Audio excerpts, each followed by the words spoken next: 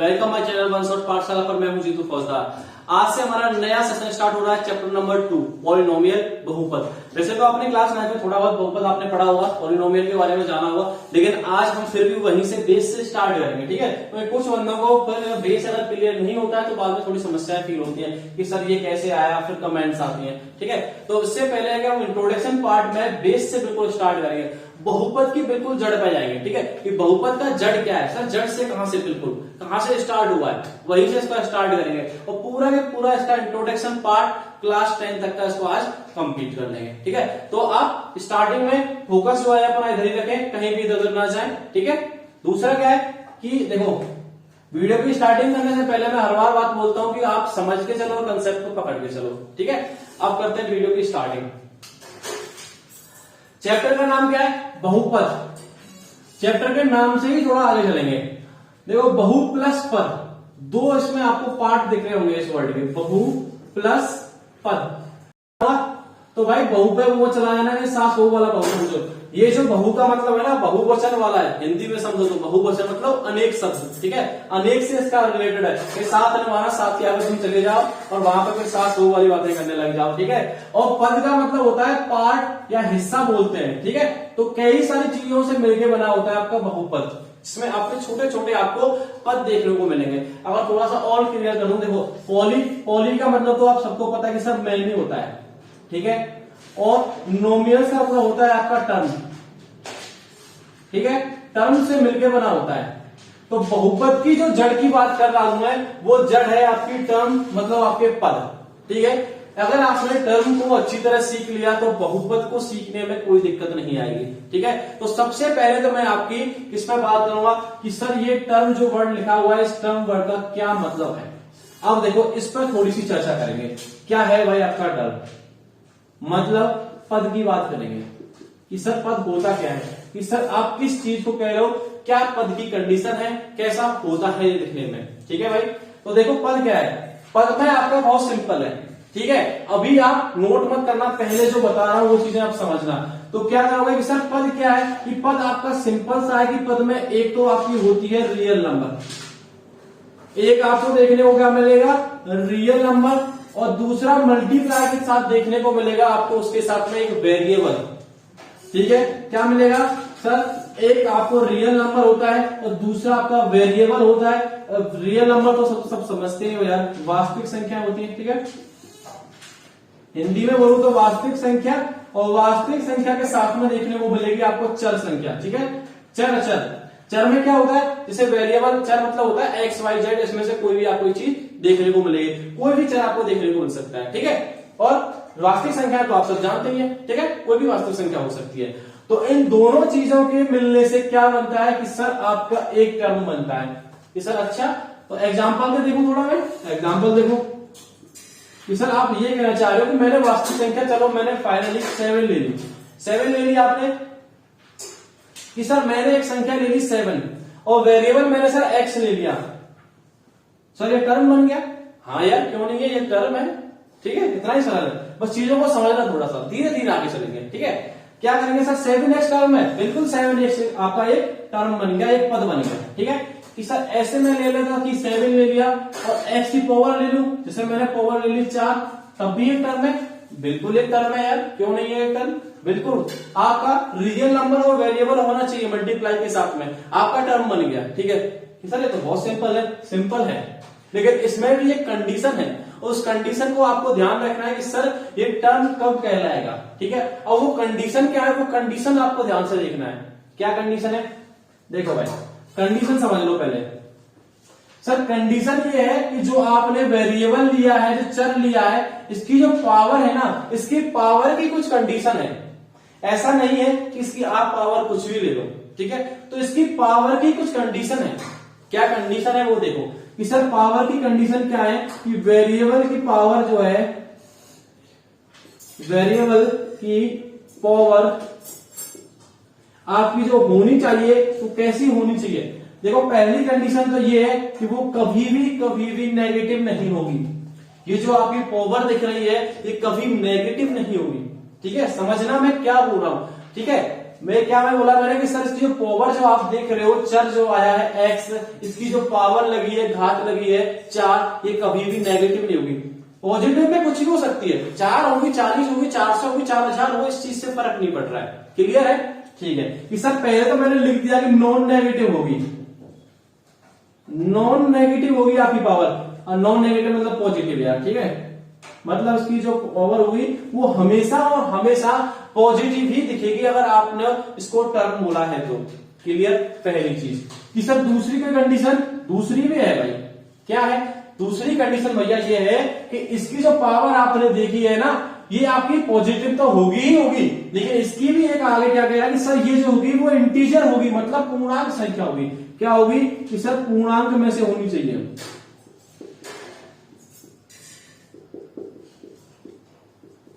ठीक है भाई, क्या बोला है मैंने कि सर पहली कंडीशन आपने बताई है, इसकी जो पावर होती है वेरिएबल की, जो चर संख्या आपने ली है, एक्स लिया है, इसी जगह वाई भी हो सकता था, जेड भी हो सकता था, और भी कुछ हो सकता था, इसकी जो पावर जो होगी वो हमेशा हमेशा नॉन नेगेटिव मतलब पॉजिटिव होगी, धनात्मक होगी, पहली चीज। दूसरी सर जो आपने पावर ली है वो आपकी पूर्णांक संख्याओं में से ही होगी। ठीक है, और थोड़ा मैं एक्सप्लेन कर देता हूं इन दोनों बातों का मतलब क्या है। देखो क्या मतलब है, और मैं नंबर लाइन पे देखो कैसे दिखाता हूं इनको। ये नंबर लाइन है, इधर आपका माइनस का अनंत होता है और इधर आपका प्लस का अनंत, बीच में जीरो ले लेते हैं। इधर मैंने माइनस की संख्याएं ली और इधर मैंने प्लस की संख्याएं ली। माइनस का पोर्शन तो मैंने खत्म कर दिया पूर्णांक संख्याओं में से, क्योंकि मैंने साफ साफ लिख दिया कि सब नेगेटिव संख्या में नहीं हुई, तो ये तो खत्म है। क्लियर है? बात करते हैं जीरो से स्टार्ट। क्या जीरो आ सकती है? जीरो बिल्कुल आ सकती है, ठीक है, क्योंकि मैंने नॉन नेगेटिव की बात की है। ठीक है, और जीरो तो आपका ना तो आपका धनात्मक होता है और ना ही आपका ऋणात्मक होता है। ठीक है, तो जीरो आप ले सकते हो, जीरो ले सकते हो, जीरो से आगे संख्या कोई भी ले सकते हो, ये चीज तो आपको क्लियर दिख रही है। ठीक है, क्योंकि सारी की सारी संख्याएं पूर्णांक है। तो क्या ले सकते हो कि सर मैं 0 1 2 3 ऐसे करते करते मैं पॉजिटिव की तरफ बढ़ता हूं तो अनंत तक चला जाऊंगा और उससे मेरी कुछ भी पावर हो सकती है। यही निकल के आ रहा है, समझो यार थोड़ा सा बात को। ठीक है, नेगेटिव वाला पोर्शन मैंने हटा दिया है, पॉजिटिव वाला पोर्शन मैंने ले लिया है, तो मैं ये कह सकता हूं सर अनंत तक आपकी जो संख्या है वो कुछ भी हो सकती है। क्लियर है भैया? ठीक है, अब आप कुछ भी ले सकते हो। तो अगर आप थोड़ा सा ध्यान देखोगे कि 0 1 2 3 4 5 6 ऐसे संख्याएं यदि अनंत तक जाती है तो ऐसी संख्या को क्या कहते हैं? पढ़तियां हुए। ठीक है, 6वीं 7वीं 8वीं आपने खूब पढ़ा होगा कि सर ऐसी संख्या को हम पूर्ण संख्या या होल नंबर बोलते हैं। पूर्ण संख्या बोलते हैं, इंग्लिश में अगर लिखें तो होल नंबर बोलते हैं। ठीक है भाई, तो आपकी जो पावर रहने वाली है वो हमेशा के हमेशा आपकी पूर्ण संख्या में से होने वाली है। पहली चीज आपकी ये क्लियर हो जानी चाहिए टर्म से रिलेटेड।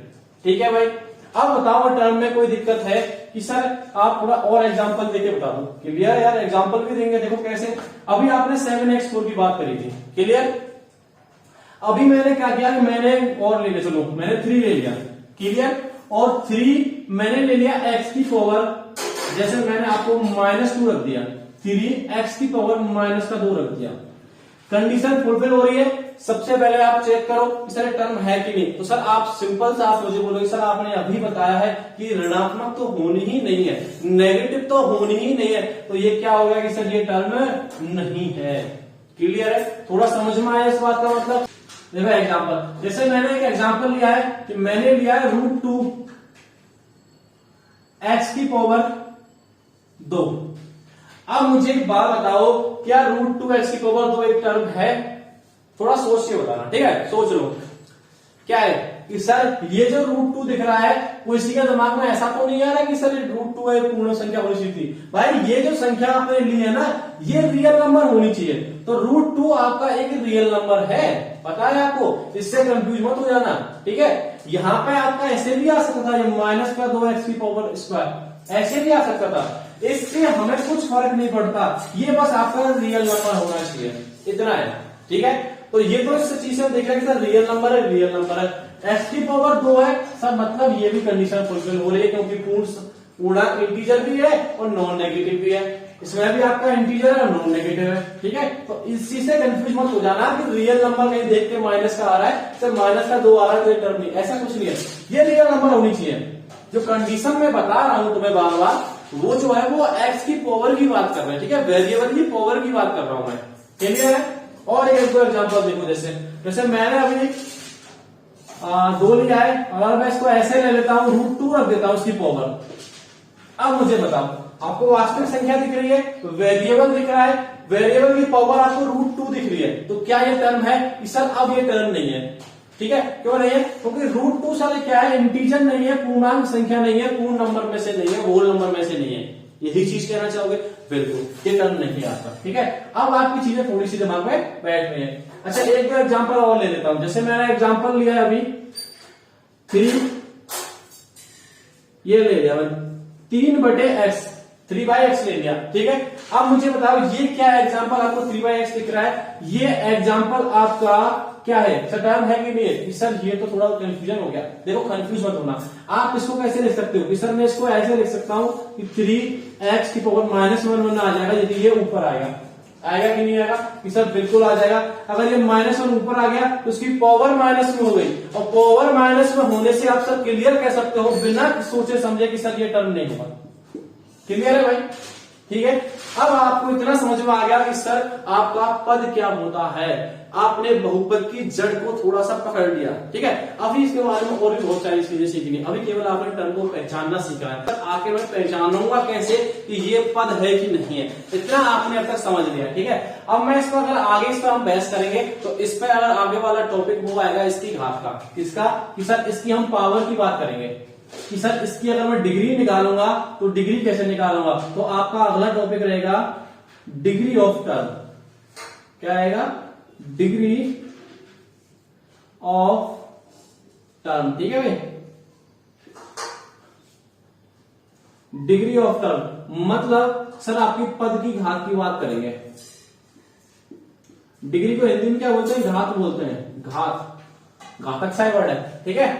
तो हम इसकी डिग्री की बात करेंगे, पद की डिग्री कैसे निकालेंगे, पद पहचानना आप सीख गए हो, तो अब मुझे बताओ कि मैं आपको देखो थोड़ा सिंपल सा एग्जांपल से लेके चलता हूं। जैसे मैंने एक एग्जांपल दिया था 7x, यही दिया था, इस 7x की यदि मैं डिग्री की बात करूंगा तो आपसे मैं सिंपल सा एक चीज बता रहा हूं कि आपको क्या करना है, इसकी पावर चेक करनी है। सर 7x मतलब सर इसकी पावर 1 है, तो बिना सोचे समझे कह दो कि सर इसकी डिग्री भी 1 ही होगी, इतना सिंपल, इतना ही सिंपल है, ठीक है।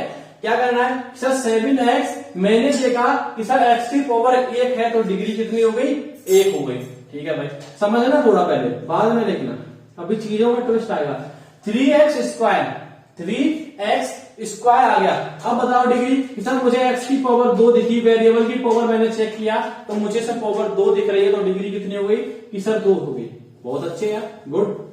अब बात करेंगे आगे कि सर अब बताना कि सर मैंने यहां पे लिख दिया 2x की पावर 40, तो सर इसकी पावर 40 हो जाएगी, अब इसकी डिग्री 40 हो जाएगी क्या, बिल्कुल हो जाएगी यार, जो पावर होगी उसकी डिग्री इतनी होगी, ठीक है। तो इसकी डिग्री होगी आपकी 40। क्या समझा आपने इस चीज से, देखो इन तीनों एग्जांपल से एक चीज समझ में आएगी, सर आपने जो वेरिएबल लिया है ये वेरिएबल आपने यहां पे सिर्फ 1 लिया है, ठीक है, क्योंकि वेरिएबल तो आप कितने भी ले सकते हो, वेरिएबल यहाँ आपके 1 भी आ सकते हैं, 2 भी आ सकते हैं, 3 भी आ सकते हैं, जैसे मैंने ऐसे भी आ सकता था 7xy करके भी तो आ जाता, और 7xyz करके भी आ जाता। कंडीशन ये भी टर्म है, ये भी टर्म है, क्योंकि मुझे पता है कि सर ये रियल नंबर है और ये वेरिएबल है, और वेरिएबल की पावर की बात करेंगे तो इसमें आपको 1 दिखेगी, वो नॉन नेगेटिव है और आपकी इंटीजर भी है, तो ये आपका टर्म है और ये भी आपका टर्म है, ठीक है।